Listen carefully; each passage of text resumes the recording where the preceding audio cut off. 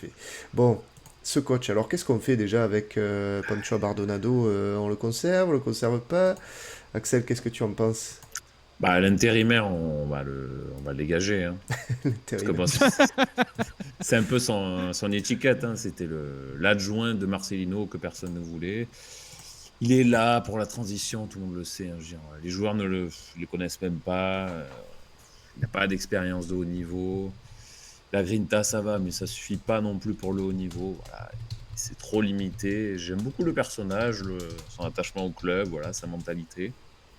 Mais c'est trop léger, hein. Même pour le match d'hier, il parlait juste de Grinta. Pour moi, c'est le minimum. J'ai pas trop aimé son discours d'après-match, en dire que oui, on n'a pas eu assez de récupération. C'est vrai, hein, mais tu le dis pas à ce moment-là. C'est bon. Hmm, Tu te tais, tu fais canard, hein. Voilà, on s'est fait rouler dessus. ouais. Donc, non, Pancho, Bardonado, faut pas déconner quand même, hein. On veut se qualifier en Europe, on a encore des ambitions, je l'espère. Non, non. Il faut un coach, l'intérimaire, bon, ben, c'est bien, mais il faut changer. Je partage un peu cet avis parce qu'au départ j'étais partisan de lui laisser du temps, mais quand je vois ce qui a été fait face à Paris, je me dis que je pense que je vais réviser mon avis et finalement prier pour qu'un vrai coach, un bon coach arrive le plus rapidement possible. Pancho, il est bien gentil, mais alors il n'arrive pas dans les meilleures conditions, c'est sûr, hein, le pauvre, il est jeté dans le feu quoi directement. En pâture, oui. Voilà, bien sûr, il a des circonstances atténuantes, mais malgré tout, bon, ben, on voit que c'est pas encore, parce que je sais pas quelle prétention il essaie d'avoir pour sa carrière, mais en tout cas, on voit que c'est pas encore un coach de niveau Ligue 1, ça c'est sûr. Thomas, qu'est-ce que tu penses? On lui laisse du temps à Pancho, au moins jusqu'à la trêve? Je vais mettre ça en sondage, tiens d'ailleurs. Est-ce qu'on garde Pancho jusqu'à la trêve? C'est le 22 Euh, octobre, je crois. Non, le 8 octobre, le 8 octobre. ouais, après le match du Havre. Il reste 3 matchs. Euh, 3 matchs championnat et un match d'Europa League. Je crois que c'est ça, hein. Ou 2 matchs championnat. Deux matchs de Pardon, je sais. championnat, le Monaco, Monaco, Brighton, Le Havre. Brighton. Ah ouais, ok. Ben, non, enfin, moi, tu vois, Pancho, dans ma tête, je me faisais un petit parallèle avec l'année dernière, Gigar à Nice. Tu vois? C'est-à-dire le mec qu'on récupère de la réserve, un sanguin, un mec qui aime son club et qui va essayer de mettre quelque chose en place. Bon, sauf que ça prend pas trop le chemin en fait, hein. C'est vrai que là, le match de Paris, franchement, en fait, il avait l'occasion avec ce match-là de au moins gagner un petit peu plus de respect par rapport à son rôle de coach. Euh, il y a perdre 4-0 et se faire marcher dessus et perdre, je sais pas moi, 4-1 ou 4-2 et avoir quand même regardé ton adversaire dans les yeux, quoi, tu vois. Mhm. Là, le problème qu'il y a, c'est que tu t'es mis dès les premières secondes en position de te faire fesser, quoi. Et Complètement. c'est pas ce qu'on attend, en fait. Voilà, le problème, c'est ça, c'est que c'est pas ce qu'on attend. Et je comprends pas, en fait, son approche du match parce que, je veux dire, il avait rien à perdre, lui, en fait, dans cette histoire. Mais non, Il a rien à perdre. Je veux dire, tu perdais même 4-0, mais avec de c'est la ça. grinta. Ben, on t'aurait dit, bon, là, on aurait pu parler de manque de récupération, de machin. Mais là, ben, je veux dire, je veux même pas entendre parler, quoi, tu vois. C'est-à-dire que là, tu t'es fait humilier. C'est ce Donc, que disait bon, Seb tout à l'heure aussi. Hein. Vraiment, Humilié. il y a un problème, quoi. T'as rien à perdre. T'as un discours en plus qui nous dit, voilà, moi j'aime l'agressivité, etc. et tout. Mais purée, mais mets-le. Mets tous ces ingrédients sur le terrain. Qu'est-ce que ça te coûte? Au pire, enfin, on te reprochera jamais d'avoir voulu tenter la gagne à Paris. c'est À un ça. moment, Je veux dire, après, je veux dire, bon, c'est toujours pareil. Après, c'est les joueurs qui sont sur le terrain. Lui, il met en place ce qu'il peut mettre en place. Mais il doit réagir avant, quoi. C'est-à-dire que mm, au bout de 20 minutes, tu fais un changement tactique. T'attends pas à la 60e quand tu perds 3-0. Tu vois, enfin, ça n'a pas, ça a pas de sens. Donc, mm. voilà, il s'est loupé. Il s'est loupé complètement. Après, son avenir va être lié aussi à un potentiel successeur. C'est-à-dire que si Ouais. Longoria arrive à avoir l'entraîneur qu'il veut tout de suite, bon, ben, tu retourneras avec les U19. Si par contre, il a besoin de temps pour pouvoir finaliser l'entraîneur qu'il veut, ben là, on va se le garder. Parce qu'on va pas prendre un coach pour 2 mois et puis revirer, tu vois. Donc, je pense que la question, elle se pose comme ça, en fait. C'est-à-dire, c'est vraiment, est-ce que Longoria va réussir à faire son choix numéro 1 ou numéro 2 pour la suite, là, immédiate, ou si il va être obligé un petit peu d'attendre parce qu'il n'y a pas un coach aujourd'hui dispo et que faut quand même se dire que le prochain coach, là, c'est un choix primordial pour Longoria. C'est-à-dire que là, il joue limite un peu son avenir à l'OM, Longoria, avec Ouais. le prochain coach. Hein. Oui, non, clairement. Là, oui. En dehors des polémiques qu'il y a eu. Hein. Là, c'est d'un point de vue purement sportif. Le choix du prochain coach, c'est l'avenir de Longoria qui se joue. Hein. Donc, je pense que s'il n'a pas le coach qu'il veut véritablement, bah, il va laisser un peu Pancho, là, voir un peu comment ça se passe. Après, encore une fois, moi, je laisserai Paris de côté. Tu vois, tout ce qui est analyse, tout ça, enfin, projection pour la suite. Franchement, on laisse Paris de côté. Là, si Pancho est là pour Monaco, c'est là où je vais l'attendre, véritablement. Ouais. Une semaine de prépa, Voilà. là, à un moment, il T'as faut... ton groupe, tu as une semaine de prépa, tu as le temps de mettre en place quelque chose. Il n'y aura pas d'histoire de récupération, il n'y aura aucune excuse. Et là, on va voir si tu as une équipe, si tu es un homme, et on va voir si tes joueurs, ce sont des... Voilà, tout simplement. Qu'est-ce que vous nous dites dans le chat? On a Aldo qui nous dit non, malgré tout mon respect pour Pancho, j'ai toujours l'espoir de sauver la saison. On a As qui nous dit Antonetti, un coach de caractère qui connaît bien le championnat. Bon, nous on n'est pas trop d'accord avec ça, mais est-ce qu'on a vraiment le choix, les gars, nous demandions. Non, Ouais, c'est sûr. ça aussi. C'est sûr. Ramener Sampaoli, nous demande Rustix. Alors c'est vrai que je le disais, Sampaoli, il va se faire virer là de Flamengo, mais bon. Moi, je suis pas pour, hein, honnêtement. Il y a tout d'or de libre, hein, sinon. Il y a tout d'or aussi. Il y a tous nos anciens coachs, ils sont libres en fait. Exactement. Villas-Boas aussi, mais ça fait 3 ans qu'il est libre, lui. Ouais, lui c'est bon, Il a arrêté. il promène au Portugal, voilà, il se régale. Je vois passer des Gourcuff aussi. Bon, on va en parler. On va en parler parce qu'il y a un petit peu des nouvelles. Quoi. Allez, bah écoute, parlons-en tout de suite, si tu veux.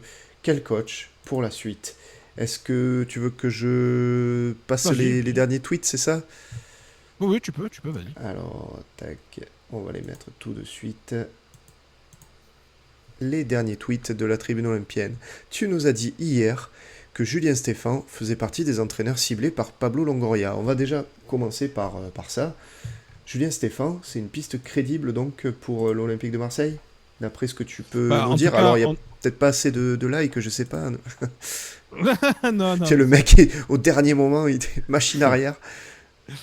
Non, mais... 50... Ah non, 84, ça va, il est pas mal. Mais Julien Stéphan, il fait partie des entraîneurs qui ont été ciblés par Pablo Longoria. Il y a même un contact qui a été pris il y a 2 jours. Donc voilà. Bon, après, est-ce que c'est la piste numéro 1? Non. Je pense qu'il est en fait un peu entre deux, c'est-à-dire qu'il est pas dans les pistes prioritaires, mais c'est pas non plus une piste au fin fond du fait tout, quoi, tu vois. C'est-à-dire que ça peut être vraiment le nom qui va ressurgir si jamais on n'arrive pas à faire les 2 premiers noms que Longoria veut faire, mais qu'on voit qu'avec Pancho ça va vraiment pas. Tu te dis bon, allez, j'envoie sur Stéphane parce que j'ai un minimum de garantie avec lui. Voilà. Il a bon, après son parcours avec Strasbourg par exemple a pas été bon. Avec Rennes ça a été plutôt pas mal. Il a quand même gagné une Coupe de France en battant Paris en finale. Et son jeu globalement était quand même apprécié. Donc voilà. Après il y a aussi un truc à prendre en compte par rapport au prochain choix de Longoria. C'est peut-être la première fois que Longoria va se diriger vers un coach qui connaît la Ligue 1. Parce qu'il y a une vraie aujourd'hui problématique, c'est-à-dire que Longoria il a parfaitement conscience d'une chose, c'est que là, avant le podium, ça va pas être simple. Donc, reprendre un entraîneur qui a besoin de s'acclimater à un championnat qu'il connaît pas, découvrir les adversaires, etc., ça peut être un calcul un peu compliqué. Voilà, un peu compliqué. Sauf s'il arrive à avoir, encore une fois, son coach qu'il veut. Mais sinon, ça va être compliqué. Donc le choix du coach de Ligue 1 là, qui arrive pour finir la saison et qui nous qualifier en Ligue de Champions, c'est largement possible. Et moi, personnellement, Stéphane, je pense que dans le critère de l'entraîneur qui connaît la Ligue 1, lui et Galtier est capable de nous mettre sur le podium. Très, très sincèrement. Parce qu'après, les autres, soit ça n'a pas le niveau, les Antonetti, les Duprat, j'ai vu pas, il y avait Oscar Garcia aussi qui dispose, voilà, mais des mecs comme ça qui pour moi n'ont pas le niveau. Parce qu'il faut un entraîneur libre aussi. Faut prendre ça en compte. C'est ça. Voilà. Pour moi, ça n'a pas le niveau les Antonucci, tout ça. Ces mecs-là, ça peut pas fonctionner avec des entraîneurs comme ça. Stéphane, il a un minimum quand même de valeurs tactiques, de gestion de groupe qui me vont quand même, tu vois. Voilà. Donc, bon, j'y crois un peu plus, on va dire. T'y crois un peu plus. Et Galtier, Axel, qu'est-ce que tu en penses? Parce que du coup, voilà, l'info que tu avais tweeté, Thomas, c'était Christophe Galtier a bien été contacté par l'OM, mais celui-ci aurait repoussé l'approche au vu du contexte actuel, d'après son entourage. Je vais laisser parler Axel, mais après je réagirai justement par rapport à ça, parce qu'il y a des petites infos, mais je laisse parler Axel. Bah, c'est sûr que ouais, il faut un coach qui connaît la Ligue 1. On est un peu en opération sauvetage, opération commando, un mec qui s'adapte tout de suite à un contexte qui va être très dur. Longoria, en guerre avec les supporters, une énorme pression qui va s'abattre sur les joueurs et sur le coach. Il n'y a pas 50 choix, des mecs libres qui connaissent la Ligue 1.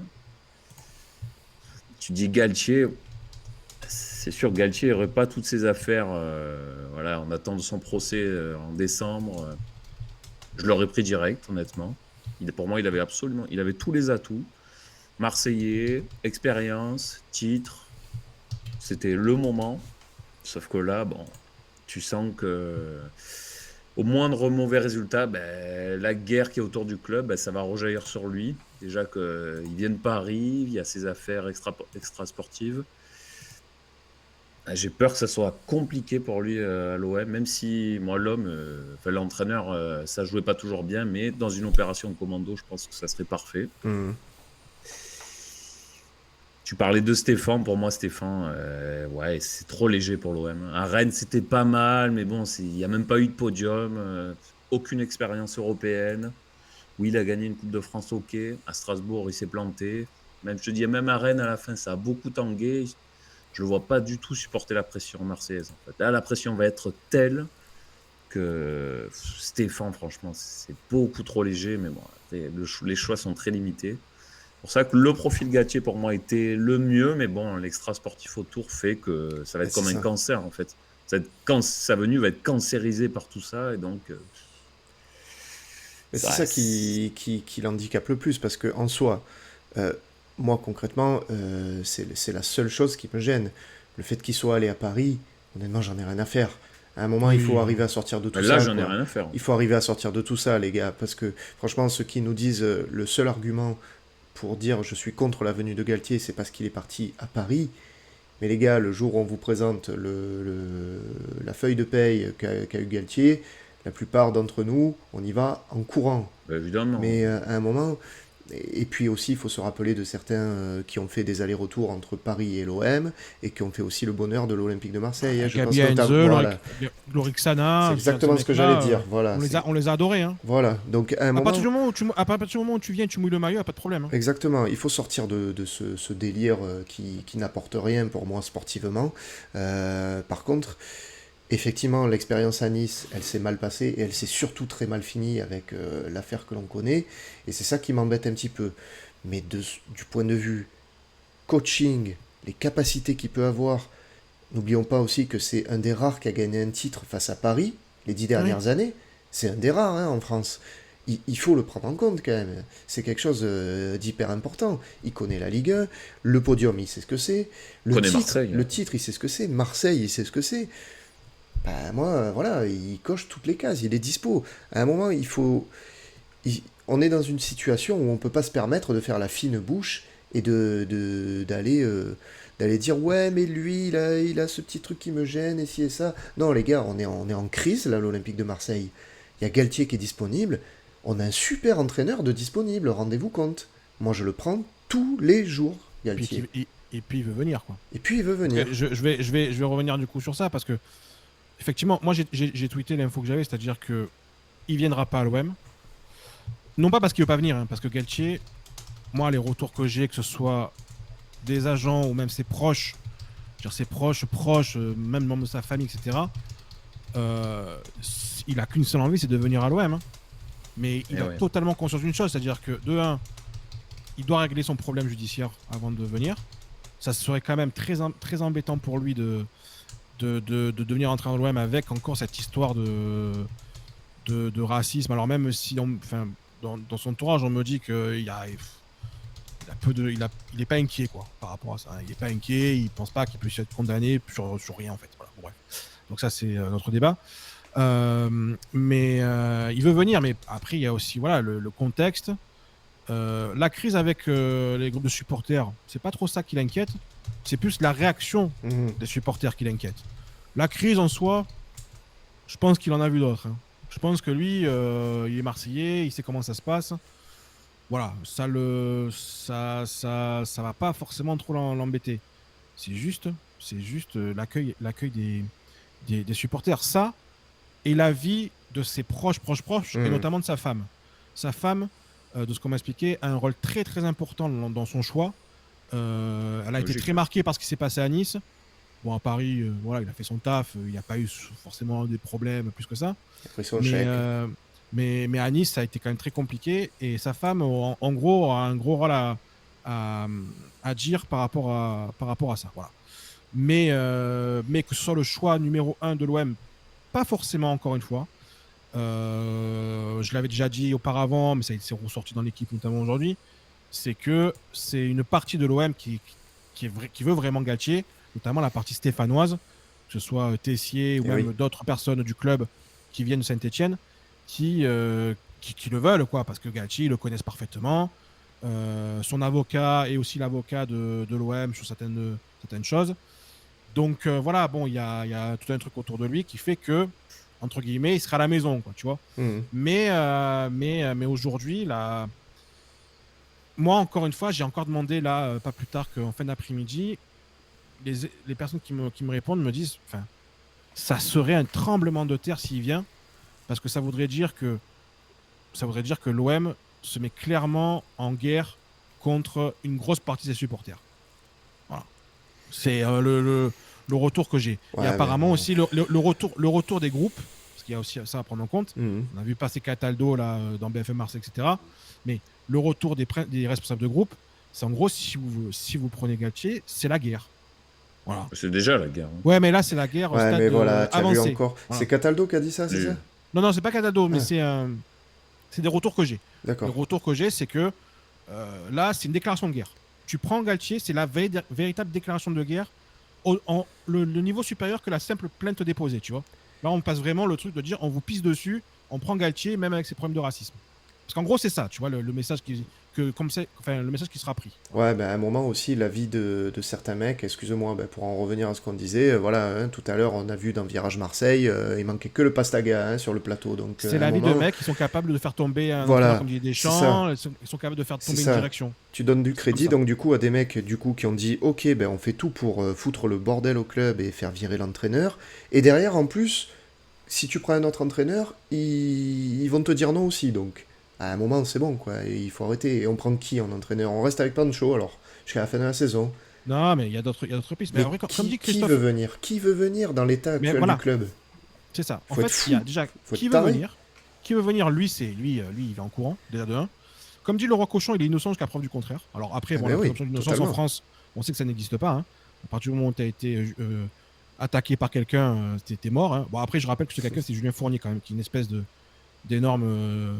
je vais pas dire, mais voilà, c'est une personne non recommandable. Donc, mais bon, ça on le prend pas en compte non plus, quoi. Tu vois, bizarrement, je sais pas pourquoi. Je pense après, comme le dit aussi Christophe, si l'OM gagne 3 matchs avec lui, en gros, les supporters vont se retourner. Mais bien sûr. J'aimerais y croire, mais par contre, tu le vois venir, tu sais, les sifflets dès le premier match, un truc comme ça. Non, mais là, ça va être pire que Tudor. Hein. Ridicule. Ça veut dire que Tudor, mais est-ce qu'en fait, le truc, c'est est-ce que Longoria, aujourd'hui, c'est pas son choix numéro 1, Galtier, mais il aime bien Galtier, ça c'est sûr. C'est pas son choix numéro 1, mais s'il le prend, est-ce qu'il est capable, là, aujourd'hui, de prendre le risque? C'est un gros Franchement, risque. Parce que là, pour le coup, c'est qui tout double. C'est-à-dire que si Galtier, ça marche pas, Longoria, c'est terminé. Au-delà du fait, tu vois, ouais, je sais pas. Est-ce que si on n'est pas hors podium, de toute façon, peu importe l'entraîneur, Longoria, c'est pas terminé? Ouais, mais est-ce qu'il se dit pas... j'ai d'autres possibilités pour faire le podium avec des D'autres entraîneurs. possibilités, c'est qui les possibilités? On va en parler. Mais comme dit Seb, la priorité, c'est bien de faire gagner le club, non? Ah Bon, mais après, voilà. Si il y a des personnes qui ne veulent pas, puisqu'il y en a, hein, qui ne veulent pas de Galtier, j'attends les arguments. Il n'y a aucun souci, je suis prêt à débattre. J'attends les arguments, mais si le Sportif. seul argument, c'est de dire Sportif, hein. il est passé à Paris, ce n'est pas recevable. Je suis désolé. À partir de là, il n'y a pas de discussion, quoi. On va parler ballon, je veux dire. Pour moi, l'argument sportif, je veux dire, il est clair et net. C'est-à-dire que Galtier a fait gagner Lille un titre de champion de France dans un 4-4-2. On a un effectif aujourd'hui axé sur un 4-4-2. Qu'on le veuille ou non. Hein. Même Eh si oui. ça n'a pas fonctionné avec Marcelino, on a un effectif Ouais, quand même pour bien jouer en sûr. 4-4-2. Hein. Avec Vitinha qui doit jouer dans un 4-4-2. D'ailleurs, bizarrement, depuis qu'on n'est plus en 4-4-2, il est quand même beaucoup moins bon. Bon, voilà, je veux dire, il y a très très peu d'éléments qui font que, sportivement parlant, il ne faut pas le prendre. Mais le problème, c'est que là, on est arrivé dans un stade où je pense qu'il y a autre chose que le foot, à proprement parler, qui va rentrer en compte. Alors on a Régis qui nous dit justement en commentaire, je n'ai pas trouvé Galtier extraordinaire sur le plan du jeu. Après tu parles, Voilà. j'imagine, de l'expérience à Nice, peut-être. Moi je trouve qu'à Lille, ça s'est super bien passé. À Saint-Étienne, c'était bien aussi ce qu'il faisait. C'est vrai que Nice, ça a été moins bien. À Paris, Oui. Bah, Nice, Paris ils sont bien mis. c'est impossible à coacher ce club. Hein, honnêtement, je le mets totalement à part, moi, l'expérience Oui, parisienne. Paris, je m'en fous. Et puis, ouais, c'est vrai que bon, c'était incoachable. Nice, Ils sont 5e, quand même, 4e, je crois. non, avec Galtier. Ah, et c'est pas si dégueu, hein, le classement final. Hein. Oui, c'était pas terrible au niveau du Ils sont- jeu, mais bon. ils sont- Ah Oui. oui, non, oui, effectivement, parce qu'ils se qualifient pour. Oui, oui. Non, ils se qualifient Conférence pour la- League, la, la la Conférence League. Mm. Ils sont Ouais, qualifiés ils pour la sont Conférence 5e. League. Hein. Nice, faut pas croire que c'est un énorme club qui fait tout le temps des podiums, hein, les mecs. Ouais, mais là, on parle de podium, là, tu vois. Oui, mais je veux dire, Oui, 5e, oui, je 5e comprends. à Nice, c'est oui, pas oui, dégueulasse. oui, Hein. oui, cinquième. Mais après, c'est plus dans son management, c'est très mal passé. C'est très mal passé. Après, il faut pas se mentir, hein. À Nice, c'est très très mal passé dans son management. Il s'est mis à dos beaucoup de personnes. Ouais. Bon, voilà, je sais pas. Franchement, moi, c'est vrai que si je prends que le côté sportif, je le prends. Par contre, je me dis, putain, si tu le prends là, il va avoir les premières semaines vont être terribles, quoi. Après, les groupes, ils ont dit qu'ils veulent défendre les minots. Bah, Galtier, c'est quoi en fait Il a joué à l'OM, il a essayé de jouer au club en tant que Non, minot. mais donc, ils veulent défendre les les discours, minots je de veux leur bien. famille. Les minots Oui, de voilà, leur je veux famille. bien l'entendre. Hein. Non, mais l'histoire des centres de formation, etc. Enfin, rappelons quand même que. Là, on parle d'une révolution. La révolution du Twix, là. C'est. Oui, c'est des tweaks dans le vestiaire. C'est oui, des faut tweaks dans le arrêter. vestiaire. Enfin, C'est des trucs là, ridicules, franchement, quoi. on touche le ridicule à la clownerie. Et c'est. Enfin, pour moi, c'est. Voilà. Ils ont bien merdé. Ils ont bien merdé dans grande largeur. Et on va en payer le prix. Ça, c'est clair et net. Voilà. Alors, pour terminer sur Galtier, le sondage, Galtier, vous prenez Banco pour Galette, 54%. Ben écoutez, je suis assez... Moi, je suis assez Ouais. surpris parce que je pensais avoir un avis minoritaire sur la question. Jamais 25% et The Bee, donc ne se prononce pas. On va Faudrait dire le contacter, ce 20%. Zebi, quand même. Hein. On va lui demander s'il Attends, est il est pas dispo mal, pour hein. entraîner Il le est- club. Bon, on voit quelques visages défiler en tout cas sur l'écran avec Il y a les Lopetegui, diapos. notamment. Il y a Lopetegui. Lopetegui, Qu'est-ce ouais. que tu peux nous dire, Thomas, sur les autres pistes pour l'entraîneur? Alors, moi, à mon niveau, sur les entraîneurs étrangers, j'ai pas de piste, j'ai D'accord. pas d'infos, j'ai rien. Lopetegui, j'y crois absolument pas pour une histoire d'agent. Son agent, c'est quand même. Ah merde, j'ai oublié son nom déjà, mais voilà. C'est Luis. Non, c'est pas Luis Campos, c'est. Comment il s'appelle l'autre agent là, hyper. Vous allez me dire dans le Mendes. chat. Mendes, merci. Ah oui. Bon, c'est pas ouf. Et en plus, il avait déjà refusé Lyon pour des raisons. Voilà, il trouvait que c'était pas extraordinaire.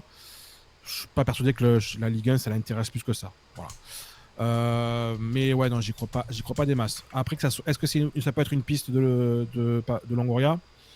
Franchement, je sais pas. Je pense. Ouais, potentiellement oui, parce que c'est vrai qu'il a un beau CV, mais après. Ouais, mais bon, Après, bon, là on est sur un gars où tu te dis, bon, est-ce que vraiment ça peut coller? On n'a pas de certitude. J'ai moins de certitude avec Galtier qu'avec Lopetegui. Hein. C'est peut-être Lopetegui est peut-être meilleur, hein, je dis pas. Hein. Après, il y a toujours la piste numéro 1 qui reste. La piste numéro 1, c'est Fonseca. Et Fonseca, le problème, c'est que voilà, bon, c'est toujours pareil. Hein. C'est-à-dire que lui, il ne le lâchera pas. L'OM ne voudra pas payer l'indemnité pour le récupérer. Si ça se fait, Fonseca, c'est que l'année prochaine, quoi. En gros. Question un peu bête d'ailleurs, mais un mec comme Conte, vous pensez pas qu'il y aurait une chance que ça se fasse? Italien, Vu l'état du club, je vois pas. Hein. Mais Conte, Il a un salaire de malade en plus. mais pour l'instant il touche pas de salaire, là il est au chômage. Non, mais alors, les gars, si certains sont plaints du manque de jeu avec Marcelino, mais alors là, Conte fait ça encore pire. Hein. Oh, ça sera quand même. en termes de jeu. T'as Ouais, vu le attention, Conte quoi. de Tottenham? C'était Ouais, dégueulasse, le quoi. Conte de Tottenham, ok, mais C'est dégueulasse. Non, mais c'est dégueulasse. Bon, il viendra C'est un jamais, compte- le contexte et tout. Non, mais déjà, il viendra pas, mais surtout. pas Conte, je le vois écrit comme le fromage, ça me fait... Conte par Tiro. Voilà. Ouais, ça va, Fine. ok, non, mais c'était juste une question comme Non, ça. non, Conte, après. Conte c'est pour moi, c'est la fausse bonne idée. Je parle des entraîneurs dispo, parce que je vois passer des Antonetti, excusez-moi, hein, mais... Ouais, il est cramé complet, Antonucci. Non, mais justement, voilà. Il y en a qui repartent de Gallardo, par contre. Ouais, non, mais arrêtez de croire ça. Pour moi, Gallardo... Non, mais c'est-à-dire Gallardo, s'il n'est pas venu cet été. je Il vois va pas venir pourquoi. là alors qu'il y a du sang sur les murs, mais arrêtez. Et du sang sur les murs. Non, mais c'est vrai. Il y a eu un meurtre. tu sais. Non, mais il y a eu la direction menacée de mort qui est sortie dans les médias, et le mec, il va venir. Non, mais surtout Je qu'en m'en plus, s'en là, fout. c'est parti à l'étranger, c'est ça le truc. Souvent, ça J'en reste s'en un peu en fous. France, ce genre d'histoire. Mais là, c'est passé carrément à l'étranger, donc bon,